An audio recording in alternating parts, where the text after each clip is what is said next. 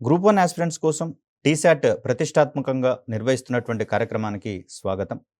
Indian space టెక్నాలజీకి సంబంధించిన అంశాలు తెలుసుకుంటూ ఉన్నాం. ఈ క్రమంలో గత వీడియోలలో మనం ఉపగ్రహ కక్షలకు సంబంధించినటువంటి రకాలు, వాటి యొక్క ప్రయోజనాలను తెలుసుకున్నాం. అదేవిధంగా ఉపగ్రహ వాహక నౌకలకు సంబంధించినటువంటి ప్రాథమిక సాంకేతికతలను భారత్ ఏ విధంగా సముపార్జించుకుందో అనే అంశాలలో భాగంగా సౌండింగ్ రాకెట్స్ మరియు శాటిలైట్ లాంచ్ వెహికల్‌కి సంబంధించినటువంటి అంశాలు తెలుసుకున్నాం. ఈ వీడియోలో మనము ఆగ్మెంటెడ్ శాటిలైట్ లాంచ్ వెహికల్ అంటే శాటిలైట్ లాంచ్ వెహికల్ యొక్క సామర్థ్యానికి 3 రెట్ల సామర్థ్యాన్ని కలిగి ఉన్నటువంటి వాహక నౌకగా ఏఎస్ఎల్వి కనిపిస్తూ ఉండగా, దానితో పాటుగా జిఎస్ఎల్వి మరియు పిఎస్ఎల్వి వాహక నౌకలు ప్రపంచ ప్రఖ్యాతిగాంచినటువంటి విజయాలను ఇస్రో అంటే భారత అంతరిక్ష పరిశోధన సంస్థకు సమకూర్చినటువంటి దరిమిల మరి వాటికి సంబంధించినటువంటి డిస్క్రిప్షన్ ఏంటి? అదేవిధంగా వాటి ద్వారా పొందినటువంటి ఘనతలను కొంచెం తెలుసుకునే ప్రయత్నం చేద్దాం. సో, ఈ క్వెషన్‌కి సంబంధించి చూస్తే ఉపగ్రహ వాహక నౌకలను గురించి రాయండి అని స్పెసిఫిక్‌గా అడిగేందుకు అవకాశం ఉంది. లేదా పర్టిక్యులర్‌గా ఏదో ఒక నౌకకు సంబంధించినటువంటి పేరిచ్చి దాని గురించి రాయండి అని అడిగేందుకు అవకాశం ఉంది. అంటే జీఎస్ఎల్వి గురించి రాయండి అని గాని, పిఎస్ఎల్వి గురించి రాయండి అని గాని అడిగేందుకు అవకాశం ఉంది. ఇది 10 మార్కుల నిడివితో వచ్చేటటువంటి అవకాశం ఉంది. అదేవిధంగా 5 మార్కుల క్వెషన్‌గా కూడా అడిగేందుకు అవకాశం ఉంది. కాబట్టి పూర్తి స్థాయిలో విషయాలను తెలుసుకునే ప్రయత్నం చేద్దాం. ఇంత క్రితం చెప్పుకున్నటువంటి ఎస్ఎల్వి వాహక నౌక ఏదైతే ఉందో, ఇది 4 అంచెలలో ప్రయాణిస్తూ ఘన ఇంధనాన్ని సాలిడ్ ప్రొపెల్లెంట్స్‌ని వాడుకునేటటువంటి రాకెట్‌గా మనం చూసాము. సో, అక్కడ మనకు కోర్ ఇంజిన్ ఒకటే కనిపిస్తూ ఉంది. అంటే ఇక్కడ మనకు కనిపిస్తున్నటువంటి పటంలో ఈ వైట్ పార్ట్ ఏదైతే ఉందో దిగువన, దీన్ని మనము కోర్ ఇంజిన్ లేదా ప్రధాన ఇంజిన్‌గా మనం చెప్పుకుంటూ ఉంటాం. వీటి పక్కన ఉన్నటువంటి బ్లూ కలర్‌లో ఉన్నటువంటి మోటార్స్ ఇవి స్ట్రాపాన్ మోటార్స్ లేదా బూస్టర్ రాకెట్స్ అనేటటువంటి అంశంగా మనం ఇక్కడ చూస్తాం. సో, బూస్టర్ రాకెట్లను వినియోగించినటువంటి మొట్టమొదటి భారత ఉపగ్రహ వాహక నౌక ఏంటిది అంటే దానికి సంబంధించినటువంటి ఆన్సర్‌గా మనం ఇక్కడ ఏఎస్ఎల్విని పేర్కొనాల్సి వస్తుంది. ఇక్కడ బూస్టర్ రాకెట్స్‌ని ఎందుకు వినియోగిస్తాము అంటే, మనకు భూమి మీది నుంచి ఉపగ్రహాన్ని విసిరేసేటటువంటి క్రమంలో పలాయన వేగం అనే ఒక కాన్సెప్ట్ గురించి చెప్పుకున్నాము. అంటే భూమి యొక్క ఆకర్షణ పరిధిని దాటగలిగేలా ఒక వస్తువుని కొంత వేగంతో గనక విసరగలిగినట్లయితే అది భూమి మీద పడకుండా భూమి చుట్టూతా ఒక ఉపగ్రహం మాదిరిగా పరిభ్రమించేందుకు అవకాశం ఉంటుంది. మరి అలాంటి వేగాన్ని మనం ఇక్కడ పలాయన వేగం అని చెప్పుకున్నాం. మనకు భూమికి సంబంధించి ఈ వేగము 11.2 కిలోమీటర్లు పర్ సెకండ్. అంటే ఇక్కడ ఉపగ్రహాన్ని నింగిలోకి ప్రయోగించడానికి అవసరమైనటువంటి వేగం ఎంత అంటే 11.2 కిలోమీటర్స్ పర్ సెకండ్. ఈ వేగాన్ని ఉపగ్రహానికి ఇచ్చేటటువంటి ఒక అంశంగా మనకు వాహక నౌకలు అనేవి కనిపిస్తూ ఉన్నాయి. సో, అలా చూస్తే భూమి మీద ఆకర్షణ ప్రభావం ఎక్కువగా ఉంటుంది. భూమి ఆకర్షణ శక్తి గరిష్టంగా వస్తువుల మీద పనిచేస్తుంది కాబట్టి ఇక్కడి నుంచి వాహనాన్ని లిఫ్ట్ చేయాలంటే అత్యధిక శక్తివంతమైనటువంటి ఇంజిన్స్ అవసరం అవుతాయి. ఒకవేళ కోర్ ఇంజిన్ అంటే ప్రధాన ఇంజిన్‌కి గనక ఆ శక్తి సరిపోనట్లయితే దానికి అదనంగా బూస్టర్ రాకెట్లను అటాచ్ చేసి స్ట్రాపాన్ మోటార్స్‌ని అటాచ్ చేసి ఒకేసారి మండించడం ద్వారా కావాల్సినటువంటి శక్తిని, థ్రస్ట్ ఒత్తిడి ఏదైతే ఉందో దానిని రాకెట్‌కి అందించడం అనేది జరుగుతుంది. ఫలితంగా న్యూటన్ 3వ గమన నియమాన్ని అది బేరీజు వేసుకుంటూ దాని ఆధారంగా పనిచేసేటటువంటి క్రమాన్ని ఇక్కడ మనం చూస్తాం. మరి ఈ క్రమంలో ఏఎస్ఎల్విలో ఎటువంటి సాంకేతికతలు వాడడం జరిగింది?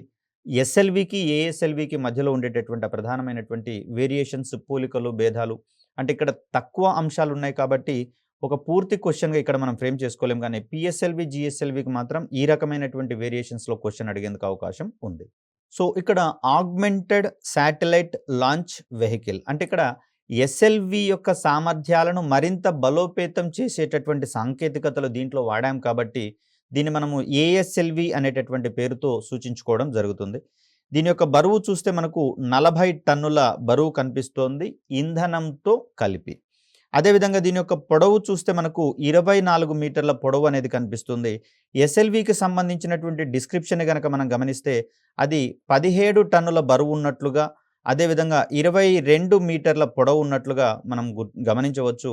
మరి ఇక్కడ చూస్తే దీనికంటే అధిక శక్తివంతమైనటువంటి ఎత్తుగా ఉండేటటువంటి ఒక వెహికల్‌ని మనము డిజైన్ చేసుకోవడం జరిగింది. దీనికి కారణం ఏంటి అంటే ఇది ఎస్ఎల్వి కంటే 3 రెట్లు బరువున్నటువంటి ఉపగ్రహాలను సైతం నింగిలోకి పంపించడానికి, అంటే మరింత బరువైనటువంటి ఉపగ్రహాలను సైతం నింగిలోకి పంపించాలి అంటే మనకు అధిక శక్తివంతమైనటువంటి రాకెట్లు అవసరం అవుతాయి. కాబట్టి ఎస్ఎల్విని మించినటువంటి ప్రయోగాలను చేపట్టడానికి గాను ఏఎస్ఎల్వి రూపొందించబడింది. ఇక్కడ ఈ వాహక నౌక ఏఎస్ఎల్వి 5 దశలలో ప్రయాణిస్తుందండి. మొత్తంగా చూస్తే మనకి ఇక్కడ ఒక్కొక్క దశ, అంటే ఇప్పుడు ఇక్కడ ఉండేటటువంటి ఈ బ్లూ డాట్ ఏదైతే ఉందో, ఈ బ్లూ డాట్ అంటే బూస్టర్ రాకెట్ల వరకు ఉన్నటువంటి దశను మనం మొదటి దశగా చెప్తూ ఉంటాం. ఎప్పుడైతే మొదటి దశలోని ఇంధనం పూర్తిగా మండిపోతుందో అప్పుడు స్ట్రాపాన్ మోటార్స్ రాకెట్ నుంచి విడిపోవడం జరుగుతుంది. అదేవిధంగా ప్రధాన ఇంజిన్ కూడా వాహక నౌక నుంచి విడిపోవడం అనేది జరుగుతుంది. తర్వాత వెంటనే రెండవ దశ మండడం అనేది ప్రారంభమవుతుంది. తద్వారా వెలువడినటువంటి థ్రస్ట్ ఆధారంగా వాహక నౌక ముందుకు ప్రయాణించడం జరుగుతుంది. రెండవ దశలో ఉత్పత్తి, అంటే ఇక్కడ పైన కనిపిస్తున్నటువంటి ఈ బ్లూ లైన్ వరకు చూస్తే రెండవ దశగా మనం పరిగణించవచ్చు. ఇక్కడ ఇంధనం పూర్తిగా మండడం అయిపోయిన తర్వాత ఈ దశ కూడా వాహక నౌక నుంచి విడిపోవడం జరుగుతుంది. అదేవిధంగా పైనున్నటువంటి ఈ పేలోడ్ ఫెయిరింగ్ లేకపోతే హీట్ షీల్డ్ అనేటటువంటి పేరుతో చెప్పుకున్నాం. పేలోడ్ ఫెయిరింగ్ అంటే ఉపగ్రహాన్ని వాతావరణ పొరల గుండా ప్రయాణించేటప్పుడు వెలువడే ఉష్ణం నుంచి కాపాడేటటువంటిది. కాబట్టి దీన్ని మనము హీట్ షీల్డ్ లేదా ఉష్ణ కవచము, పేలోడ్ ఫెయిరింగ్ అనేటటువంటి పదాలతో చెప్తాం. రెండవ దశలో ఇది విడిపోతుందని చెప్పేసి అనుకున్నాం. తర్వాత వెంటనే మూడవ దశ ప్రారంభం అవడం జరుగుతుంది. మూడవ దశలోని ఇంధనం పూర్తిగా మండిన తర్వాత అది కూడా విడిపోవడం అనేది జరుగుతుంది. ఇలా ఒక్కొక్క దశ మండడం పూర్తయిన తర్వాత రాకెట్ నుంచి ఆ దశ అనేది విడిపడడం జరుగుతుంది. సో ఇలా ఏఎస్ఎల్విని కనుక మనం గమనిస్తే ఇది 5 దశలలో ప్రయాణిస్తుంది. అన్ని దశలలోనూ ఘన ఇంధనాన్ని, సాలిడ్ ప్రొపెల్లెంట్ని వినియోగించుకుంటూ ఇది ప్రయాణించేటటువంటి క్రమాన్ని మనం చూస్తూ ఉన్నాం. సో ఇది 150 కిలోల బరువైనటువంటి ఉపగ్రహాలను 400 కిలోమీటర్ల ఇక్కడ దీర్ఘవృత్తాకార కక్షలని అంటాము. ఈ దీర్ఘవృత్తాకార కక్షల్లోకి చేర్చడానికి ఉద్దేశించబడినటువంటి వాహక నౌకగా మనకి ఇక్కడ ఏఎస్ఎల్వి అనేది కనిపిస్తూ ఉంది. అదేవిధంగా చూస్తే భూనిమ్న కక్షల్లోకి, అంటే లో ఎర్త్ ఆర్బిట్లలోకి ప్రవేశపెట్టగల పేలోడ్ సామర్థ్యాన్ని ఎస్ఎల్వి కంటే 3 రెట్లు అదనంగా, అంటే 150 కిలోలు పెరిగింది. కాబట్టి అంటే ఎస్ఎల్వితో పోలిస్తే ఏఎస్ఎల్వి యొక్క పేలోడ్ సామర్థ్యం అనేది పెరిగింది. కాబట్టి దీన్ని మనము ఆగ్మెంటెడ్ శాటిలైట్ లాంచ్ వెహికల్ ప్రోగ్రామ్గా చెప్పుకుంటూ ఉన్నాం. మనకు 1960s నుంచి 1970s మధ్యలో స్వదేశీయంగానే వాహక నౌకలను అభివృద్ధి పరుచుకునేటటువంటి సాంకేతికతను మనం ప్రోగ్రామ్స్ స్టార్ట్ చేసామని చెప్పుకున్నాం. మనకు 1980sకి కానీ SLV-3 యొక్క రెండవ ప్రయోగంలో భాగంగా విజయవంతంగా మనం ఉపగ్రహాన్ని కక్షలోకి ప్రవేశపెట్టడం అనేది జరిగింది. అక్కడ ఎస్ఎల్వితో కంపేర్ చేస్తే మనకు ఎస్ఎల్విలో రోహిణి పేలోడ్స్ని మనము నింగిలోకి పంపించడం అనేది జరిగింది. అదే ఇక్కడ ఏఎస్ఎల్వితో గనక గమనిస్తే ఈ రోహిణి ఉపగ్రహాలను మరింత ఆధునికీకరించి దీన్ని స్ట్రెచ్డ్ రోహిణి శాటిలైట్ సిస్టమ్ అనేటటువంటి వ్యవస్థలో భాగంగా వీటిని ఏఎస్ఎల్వి వాహక నౌకల ద్వారా ప్రయోగించడం జరిగింది. సో ఇక్కడ SLV-3 అనేటటువంటి వాహక నౌకను రూపొందించినటువంటి క్రమంలో ఏ సాంకేతికతలనైతే వాడామో ఆ సాంకేతిక పరిజ్ఞానాల ఆధారంగానే ఏఎస్ఎల్వి అనేది డిజైన్ చేయబడింది. కాకపోతే ఎస్ఎల్వితో కంపేర్ చేస్తే దీని యొక్క సామర్థ్యం గరిష్టంగా ఉంది. కాబట్టి ఆ క్రమంలో కొన్ని అత్యాధునికమైనటువంటి సాంకేతికతలను వినియోగించడం అనేది జరిగింది. SLV-3 మిషన్ల నుండి పొందినటువంటి అనుభవంతో భవిష్యత్ ఉపగ్రహ ప్రయోగ వాహనాలకు అవసరమైనటువంటి స్ట్రాపాన్ టెక్నాలజీ, ఇనర్షియల్ నావిగేషన్, అదేవిధంగా bulbous heat shield, vertical integration మరియు క్లోజ్డ్ లూప్ గైడెన్స్ ఇటువంటి సంక్లిష్టమైనటువంటి సాంకేతికతలను ప్రదర్శించడానికి మరియు ధృవీకరించడానికి, అదేవిధంగా చౌక ధరల్లోనే ఇస్రో ప్రయోగాలు చేపడుతున్నటువంటి క్రమంలో మరి చౌకైనటువంటి ప్రయోగాలకు అనువైనటువంటి ఒక మధ్యస్థ వాహనంగా ఏఎస్ఎల్వి అనేది పేరు గడించడం అనేది జరిగింది. ముఖ్యంగా చూస్తే ఇక్కడ ఒక దశ పూర్తయిన తర్వాత వెంటనే మరొక దశలోని ఇంజన్స్ మండాల్సి వస్తుంది. కాబట్టి తదనుగుణమైనటువంటి సాఫ్ట్వేర్ని కావచ్చు, టెక్నాలజికల్ ఆస్పెక్ట్స్ని కావచ్చు ఇందులో ఇంట్రడ్యూస్ చేయడం అనేది జరిగింది. సో ఇనర్షియల్ నావిగేషన్ సిస్టమ్ అంటే ఇక్కడ వాస్తవానికి జడత్వానికి సంబంధించినటువంటి అంశాలు కొన్ని కీలకంగా మారుతాయి. ఫిజిక్స్లో మనకు తెలుస్తూనే ఉంది కాన్సెప్ట్స్లో భాగంగా ఏ వస్తువుకైతే ద్రవ్యరాశి అధికంగా ఉంటుందో దానికి జడత్వం అధికంగా ఉంటుందని, ఆ జడత్వం యొక్క ప్రభావాన్ని తప్పించి దాన్ని కదిలించడానికి అధిక మొత్తంలో శక్తి అవసరమవుతుందనేటటువంటి అంశాలు మనందరికీ తెలిసిందే.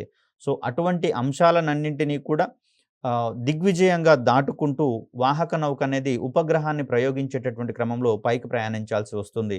మనకు అందుకు అనుగుణమైనటువంటి సాంకేతికతలు ఏవైతే ఉన్నాయో ఎస్ఎల్వి కంటే మెరుగైనటువంటి సాంకేతికతల్ని ఏఎస్ఎల్విలో వాడడం అనేది జరిగింది. ఇక్కడ ఏఎస్ఎల్వికి సంబంధించినటువంటి ప్రయోగాలు కూడా 4 జరిగాయి. ఎస్ఎల్విలో 4 ప్రయోగాత్మక కార్యక్రమాలు అంటే ఎక్స్పెరిమెంటల్ లాంచెస్ జరగగా ఇక్కడ మనకు డెవలప్మెంటల్ ప్రోగ్రామ్స్ అనేది జరగడం చూస్తూ ఉన్నాం. సో, మొట్టమొదటి అభివృద్ధి కార్యక్రమం డెవలప్మెంటల్ ప్రోగ్రామ్ అనేది మార్చి 24, 1987లో చేపట్టినట్లుగా మనం ఇక్కడ గమనించవచ్చు. దీంట్లో స్ట్రెచ్డ్ రోహిణి శాటిలైట్ సిస్టమ్‌కి సంబంధించినటువంటి ఉపగ్రహాలు 4 ఉపగ్రహాలను ప్రయోగించడం అనేది జరిగింది. దాంట్లో భాగంగా మొదటి ఉపగ్రహం అనేది మొదటి అభివృద్ధి కార్యక్రమంలో భాగంగా ప్రయోగించడం జరిగింది. అదేవిధంగా ఏఎస్ఎల్వి యొక్క రెండవ ప్రయోగాన్ని గనక గమనిస్తే జూలై 13, 1988న ఈ ప్రోగ్రామ్‌ని కండక్ట్ చేయడం అనేది జరిగింది. మే 20, 1992న చేపట్టినటువంటి మూడవ అభివృద్ధి ప్రయోగంలో ఏఎస్ఎల్వి D3 ఇక్కడ D3 అనేది మూడవ డెవలప్మెంటల్ ప్రోగ్రామ్ అనేది చెప్తుంది. మూడవ డెవలప్మెంటల్. సో, ఇక్కడ డెవలప్మెంటల్ ప్రోగ్రామ్‌లో భాగంగా ఉపగ్రహం యొక్క పనితీరు మీద కానివ్వండి, ఉపగ్రహము సక్రమంగా కక్షలోకి చేర్చబడిందా లేదా అనేటటువంటి అంశాలను కాక, వాహక నౌక పయనించేటటువంటి ఆ మార్గం మీద కావచ్చు, వాహక నౌకలోని సాంకేతికతల మీద ప్రధానంగా దృష్టి సారించడం అనేది జరుగుతుంది. మొత్తంగా చూస్తే వాహక నౌక యొక్క పనితీరు ఏ విధంగా ఉపయోగపడుతుందనేటటువంటి ఓరియంటేషన్‌లో మనకు డెవలప్మెంట్ కార్యక్రమాలనేవి చేపట్టడం జరుగుతుంది. అడిషనల్‌గా ఉపగ్రహం గనుక కక్షలోకి చేరితే మనకు అడిషనల్ అడ్వాంటేజ్‌గా మనం అక్కడ పరిగణించాల్సి వస్తుంది. మరి దీంట్లో భాగంగా స్ట్రెచ్డ్ రోహిణి శాటిలైట్ సిస్టమ్‌లోని మూడవ ఉపగ్రహము సి అనేటటువంటి సంకేతంతో చెప్తున్నాం. దీని యొక్క బరువు చూస్తే 106 కేజీలుగా మనకు కనిపిస్తుంది. ఇక్కడ 255/430 కిలోమీటర్ల కక్ష, ఇది దీర్ఘవృత్తాకార కక్షలుగా మనకు కనిపిస్తూ ఉన్నాయి. మరి ఈ కక్షలోకి మూడవ ప్రయోగంలో భాగంగా మనము ప్రయోగించడం జరిగింది SROSS-C వాహక నౌకకు సంబంధించి. ఇక్కడ మనము match the following type of questions కూడా ఒకవేళ ప్రిలిమ్స్‌లో అడిగేందుకు అవకాశం ఉంది. అంటే వాహక నౌకను ఒకవైపు, దాని ద్వారా ప్రయోగించినటువంటి ఉపగ్రహాలను గనక మరొక వైపు తీసుకుంటే, రోహిణి ఉపగ్రహాలేమో ఎస్ఎల్వి-3 ద్వారా ప్రయోగించగా, స్ట్రెచ్డ్ రోహిణి తరహా ఉపగ్రహాలను మనము ఏఎస్ఎల్వి ద్వారా ప్రయోగించినట్లుగా చూడవచ్చు.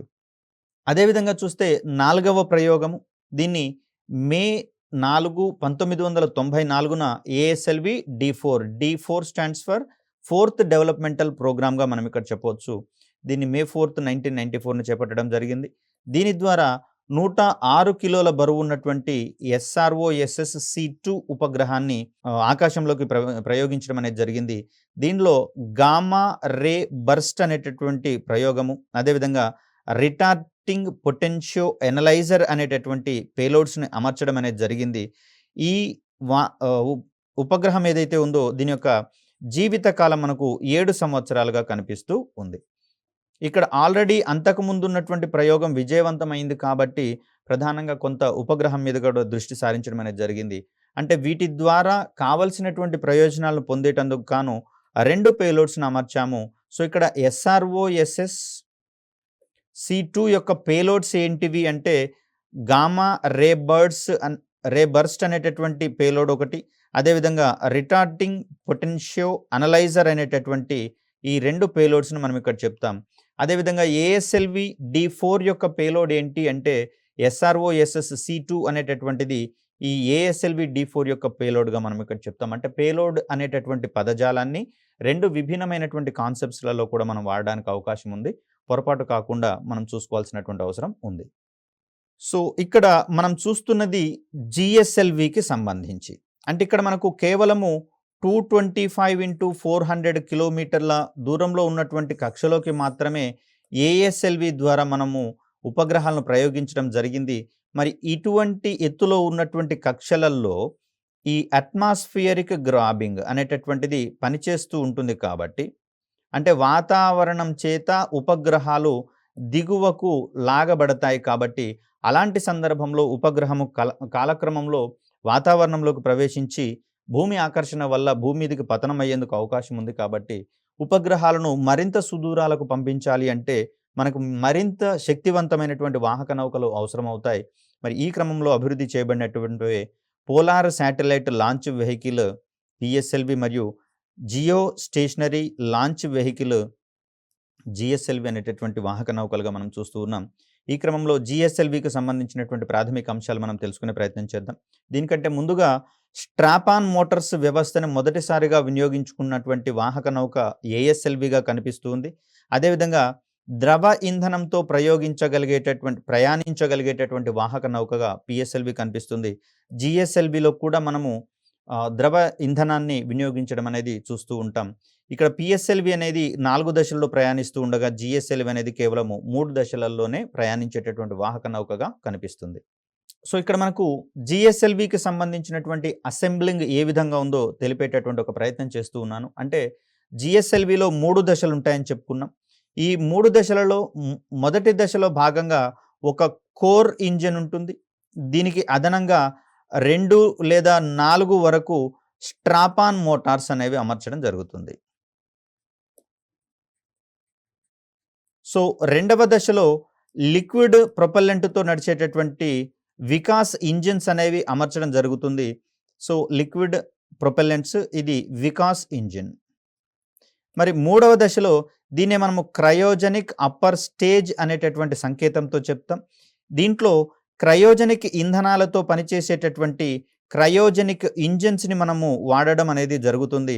మరి ఇది అత్యంత శక్తినిచ్చేటటువంటి ఇంజిన్స్గా కనిపిస్తూ ఉన్నాయి క్రయోజనిక్ ఇంజిన్స్. కాబట్టే కమ్యూనికేషన్ అవసరాల కోసం రూపొందినటువంటి ఉపగ్రహాలను భూస్థిర కక్షలలోకి ప్రయోగించడానికి అవసరమైనటువంటి సాంకేతికత ఈ క్రయోజనిక్ ఇంజిన్లను తయారు చేసుకోవడం వల్ల భారత్కు అబ్బినట్లుగా మనం ఇక్కడ చూస్తాం.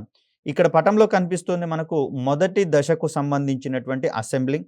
ఇక్కడ మధ్యలో కనిపిస్తూ ఉన్నది కోర్ ఇంజిన్ కాగా దీని పక్కన ఉన్నటువంటి ఇవి రెండు కూడా మనకు స్ట్రాపాన్ మోటార్స్ లేదా బూస్టర్ రాకెట్స్ అనేటటువంటి పేరుతో మనం పిలుస్తూ ఉన్నాం.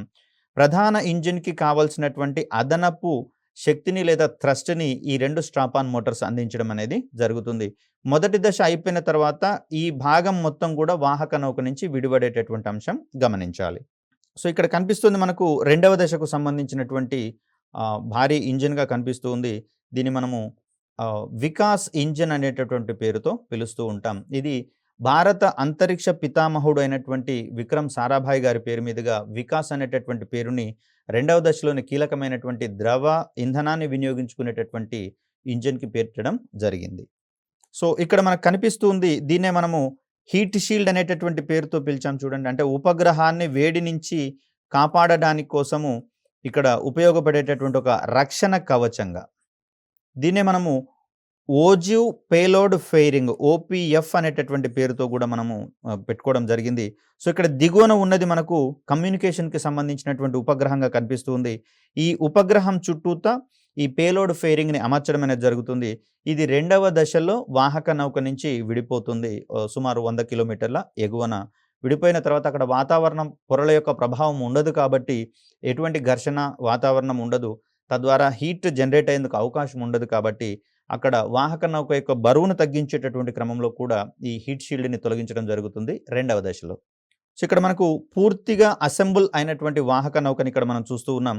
ఒక్కొక్క బిల్డింగ్లో ఒక్కొక్క దశకు సంబంధించినటువంటి అసెంబ్లింగ్, అదేవిధంగా సాంకేతికతలు సరిగా పనిచేస్తున్నాయా లేదా అనేటటువంటి అంశాలు టెస్టింగ్ కూడా ఇక్కడే జరుగుతుంది. Assembling unit as well as testing unit కూడా ఇక్కడే జరుగుతుంది.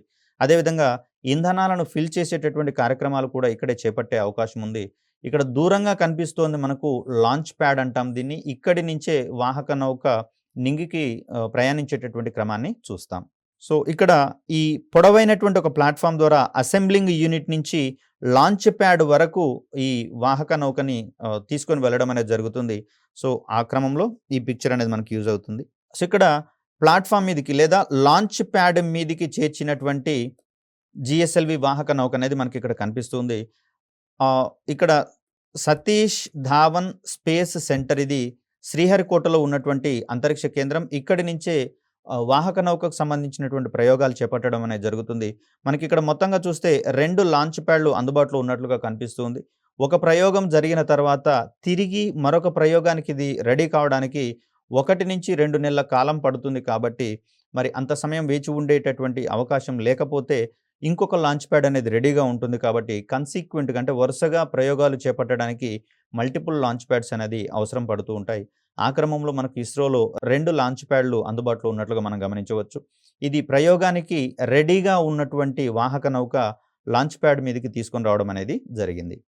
సో, ఇక్కడ ఒకదానితో ఒకటి అది దాని యొక్క యాంగిల్‌ని లేకపోతే ఓరియంటేషన్‌ని ఫిక్స్‌డ్‌గా ఉంచడం కోసం, దాని యొక్క డైరెక్షన్‌ని ఫిక్స్‌డ్‌గా ఉంచడం కోసం ఇక్కడ ప్లాట్‌ఫార్మ్ దగ్గర కొన్ని ఏర్పాట్లు చేయడం జరిగింది.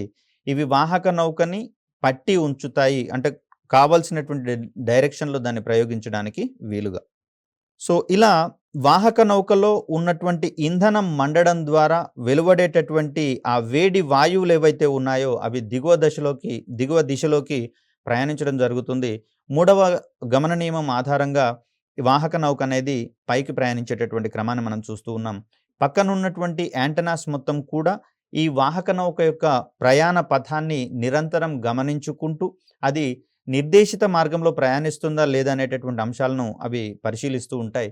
ఒకవేళ వాహక నౌక గనక ముందే నిర్దేశించుకున్నటువంటి పథంలో ప్రయాణించకపోతే అది ఫెయిల్యూర్‌గా భావించి ఇమ్మీడియేట్‌గా వాహక నౌకను పేల్చివేసి సముద్రంలో పతనం అయ్యేలా చూసేటటువంటి బాధ్యతని మిగతా యూనిట్లు చేపట్టడం జరుగుతుంది. సో, ఇక్కడ భూ స్థావర ఉపగ్రహ వాహక నౌక దీన్ని 36,000 కిలోమీటర్ల హైట్‌లో ఉన్నటువంటి కక్షలలోకి భూస్థిర కక్షలలోకి సమాచార ఉపగ్రహాలు లేదా కమ్యూనికేషన్ ఉపగ్రహాలను పంపించేటటువంటి క్రమంలో ఉపగ్రహాలను ప్రయోగించేటటువంటి నౌకగా చూస్తూ ఉన్నాం. అయితే ఈ నౌక ద్వారా ఆ ఉపగ్రహాలను 36,000 కిలోమీటర్ల ఎత్తు వరకు చేర్చాల్సిన అవసరం లేదు. దీనికి బదులుగా తక్కువ ఎత్తులో ఉండేటటువంటి దీర్ఘ వృత్తాకార కక్షలనేవి మనకు కనిపిస్తున్నాయి. దాన్నే మనము జియోసింక్రనస్ ట్రాన్స్ఫర్ ఆర్బిట్స్‌గా మనం ఇక్కడ చెప్పుకున్నాం. భూస్థావర బదిలీ కక్షలు. సో, ఈ భూస్థావర బదిలీ కక్షల వరకు గనక ఉపగ్రహాన్ని చేర్చగలిగితే తదుపరి కక్షా పెంపు చర్యలనేటటువంటివి ఉంటాయి. ఈ కక్షా పెంపు చర్యల ద్వారా ఉపగ్రహం తనంతట తానే 36,000 కిలోమీటర్ల ఎత్తులో ఉండేటటువంటి భూస్థిర కక్షలలోకి చేరే ప్రయత్నాలు చేస్తుంది. దీనికోసం హసన్‌లో ఉన్నటువంటి మాస్టర్ కంట్రోల్ ఫెసిలిటీ సెంటర్ ఉపగ్రహ కంట్రోల్‌ని తన అధీనంలోకి తెచ్చుకుంటుందని చెప్తాం. సో, ఇక్కడ జీఎస్ఎల్వి వాహక నౌకకు సంబంధించి చూస్తే దీని యొక్క ఎత్తు 49.13 మీటర్లు. కాగా ప్రయోగ సమయంలో దీని యొక్క బరువును గనక గమనిస్తే 414 టన్నులకు ఇది పెరగడం అనేది జరిగింది. ముఖ్యంగా చూస్తే ఎస్ఎల్వి కేవలము 17 టన్నుల బరువైనటువంటి వాహక నౌక కాగా ఏఎస్ఎల్విది చూస్తే ఇది 40 టన్నుల బరువైనటువంటిది.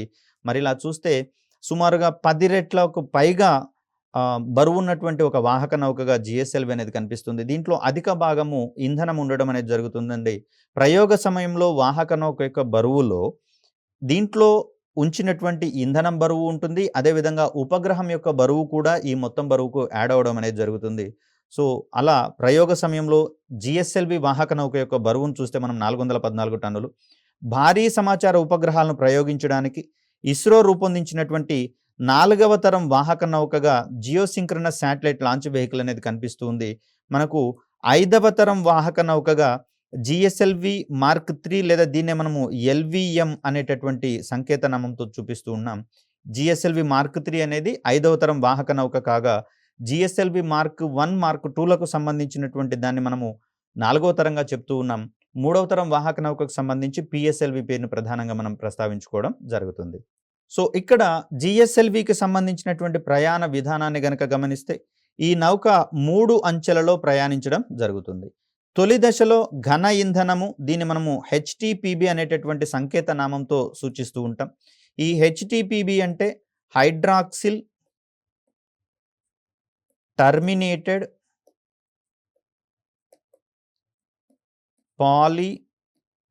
పాలీబ్యూటడైన్.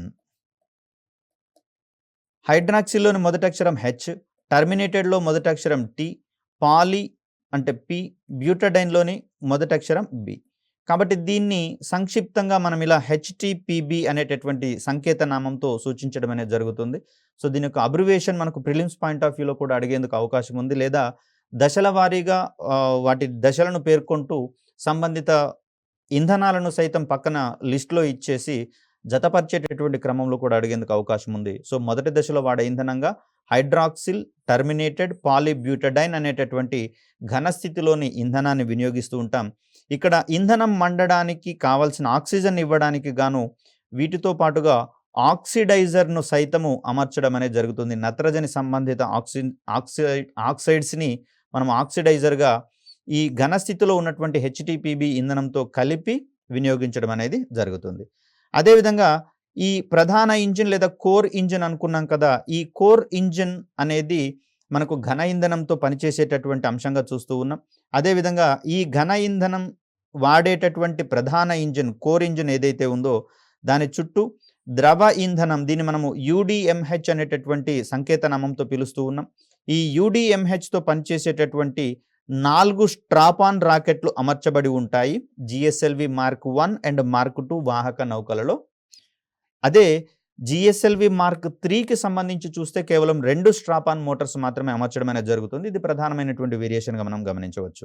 సో ఇలా చూస్తే రెండవ దశలో ద్రవ ఇంధనంతో నడిచేటటువంటి వికాస్ ఇంజిన్ అమర్చబడగా, మూడవ దశలో అత్యంత కీలకమైనటువంటి క్రయోజనిక్ ఇంజిన్. వాస్తవానికి క్రయోజనిక్ అనేటటువంటి పదము అతి శీతలమైన అనేటటువంటి అర్థాన్ని ఇస్తుందండి. అంటే -150 నుంచి 185 డిగ్రీల సెంటిగ్రేడ్ ఉష్ణోగ్రతల వద్ద ఈ ద్రవ ఇంధనాలను వినియోగించేటటువంటి క్రమం మనం ఇక్కడ చూస్తాం. దీంట్లో భాగంగా LOX అంటే ఇది లిక్విడ్ ఆక్సిజన్ అనేటటువంటి సంకేతనామంగా చెప్తూ ఉంటాం. ఇక్కడ వాయుస్థితిలో ఉన్నటువంటి ఆక్సిజన్ యొక్క ఉష్ణోగ్రతను గనక ఈ -150 వరకు సెంటిగ్రేడ్ల దగ్గరికి గనక చల్లబరిచినట్లయితే అది ద్రవీకృతం చెందించబడుతుంది. తద్వారా ఇక్కడ ఉన్నటువంటి ఈ ఇంధనము గరిష్ట శక్తిని అందించేటటువంటి క్రమాన్ని మనం చూస్తాం. అయితే ఇంత అతి శీతలమైనటువంటి ఉష్ణోగ్రతలను తట్టుకునేటటువంటి వాల్వులను కావచ్చు, అదేవిధంగా ఇంధనాన్ని నిల్వ చేసేటటువంటి స్టోరేజ్ సదుపాయాలు కూడా అందుకు అనువుగా ఉండాల్సి వస్తుంది. సో వీటికి సంబంధించినటువంటి మెటీరియల్స్ ఏవైతే ఉన్నాయో, మిశ్రమ లోహాలు ఏవైతే ఉన్నాయో వాటిని హైదరాబాద్లో ఉన్నటువంటి మిశ్రధాతు నిగమ్ అనేటటువంటి సంస్థ సప్లై చేయడం అనేది జరుగుతుంది. అక్కడ వాహక నౌకకు సంబంధించినటువంటి లోహ విడిభాగాలు మొత్తం కూడా మిధాని నుంచి సప్లై చేయడం అనేది చూస్తూ ఉన్నాం. ఇక్కడ రెండవ దశలోని ఇంజిన్ ద్రవ ఇంధనంతో పనిచేసే వికాస్ ఇంజిన్ కాగా, మూడవ దశకు సంబంధించి చూస్తే క్రయోజనిక్ ఇంజిన్గా మనం ఇక్కడ చూస్తూ ఉన్నాం. సో ఇక్కడ ఈ వాహక నౌక ద్వారా జిఎస్ఎల్వి ద్వారా 2500 కిలోల బరువైనటువంటి పేలోడ్లను జీటీఓలోకి అంటే జియో సింక్రనస్ ట్రాన్స్ఫర్ ఆర్బిట్లోకి, అదేవిధంగా 5000 కిలోల బరువు ఉన్నటువంటి ఉపగ్రహాలను భూ నిమ్న కక్ష, దీన్ని మనము LEO అంటున్నాం కదా, దీంట్లోకి ప్రయోగించేటందుకు అవకాశం అనేది ఉంటుంది. ఇక్కడ జిఎస్ఎల్వి మార్క్ 1 మార్క్ 2 అనేటటువంటి 2 రకాల వాహక నౌకల్ని మనము అభివృద్ధి చేసుకోవడం అనేది జరిగింది. మార్క్ 1లో భాగంగా రష్యా ఆధారిత లేదా రష్యా అందించినటువంటి క్రయోజనిక్ ఇంజన్లను వాడి మార్క్ 1 వాహక నౌకలను తయారు చేయగా, ఇక్కడ స్వదేశీయంగా రూపొందించినటువంటి క్రయోజనిక్ ఇంజన్లను వాడి రెండవ దశ అంటే మార్క్ 2కు సంబంధించినటువంటి జిఎస్ఎల్వి నౌకలలో స్వదేశీ పరిజ్ఞానంతో రూపొందించబడినటువంటి క్రయోజనిక్ ఇంజన్లను వాడడం అనేది జరిగింది. ఇవి రెండు దీనికి సంబంధించినటువంటి ప్రధానమైన వేరియేషన్స్గా మనం ఇక్కడ చూస్తూ ఉన్నాం. రష్యా మనకు 7 వరకు క్రయోజనిక్ ఇంజన్లను అందించగా వాటిని మార్క్ 1 శ్రేణిలోని వాహక నౌకలలో వాడడం అనేది జరిగింది. మార్క్ 2లో స్వదేశీయంగా రూపొందించినటువంటి క్రయోజనిక్ ఇంజన్స్ మనకు అందించడం జరిగింది. సో ఇక్కడ జిఎస్ఎల్వి మార్క్ 1 ద్వారా 129 టన్నుల మొదటి దశను కలిగి ఉండి దాదాపు 1500 కిలోల బరువును భూస్థిర బదిలీ కక్షలలోకి ప్రవేశపెట్టగలిగేటటువంటి వాహక నౌకగా జిఎస్ఎల్వి మార్క్ 1 అనేది కనిపిస్తుంది. ఇలా చూస్తే మనకు ఎస్ఎల్వి నుంచి ఏఎస్ఎల్వి, పిఎస్ఎల్వి, అదేవిధంగా జిఎస్ఎల్వి వరకు ఒక క్రమానుగుణమైనటువంటి అభివృద్ధి అనేది కనిపిస్తుంది పేలోడ్ సామర్థ్యాన్ని పెంచుకునేటటువంటి క్రమంలో. అయితే జిఎస్ఎల్వి మార్క్ 2 తర్వాత మార్క్ 3 ఎందుకు వచ్చింది అంటే, మార్క్ 3 అనేది ప్రధానంగా చూస్తే 3000 నుంచి 4000 కిలోల బరువు ఉన్నటువంటి ఉపగ్రహాలను అంటే కమ్యూనికేషన్ ఉపగ్రహాలను ఆకాశంలోకి ప్రవేశించడానికి అంటే వాటి యొక్క కక్షలలోకి ప్రవేశపెట్టడానికి కావాల్సినటువంటి శక్తి అనేది జిఎస్ఎల్వి మార్క్ 3 ద్వారా సమకూరడం అనేది జరిగింది. అయితే ఇంకనూ అధిక బరువైనటువంటి ఉపగ్రహాలు అంటే సుమారు 5000 కిలోల బరువైనటువంటి ఉపగ్రహాలను ప్రయోగించాలంటే మనం ఇప్పటికీ కూడా విదేశీ ఉపగ్రహ వాహక నౌకల మీదనే ఆధారపడాల్సి వస్తుంది, ఏరియన్ ఇలాంటి వాహక నౌకల మీద. సో అది రాబోయేటటువంటి కాలంలో భారత్ ఆ శక్తి సామర్థ్యాలను కూడా సంపాదించుకుంటుందని ఆశిద్దాం. మరో చక్కటి వీడియోతో మిమ్మల్ని కలిసే ప్రయత్నం చేస్తాను. అప్పటి వరకు సెలవు. ధన్యవాదాలు.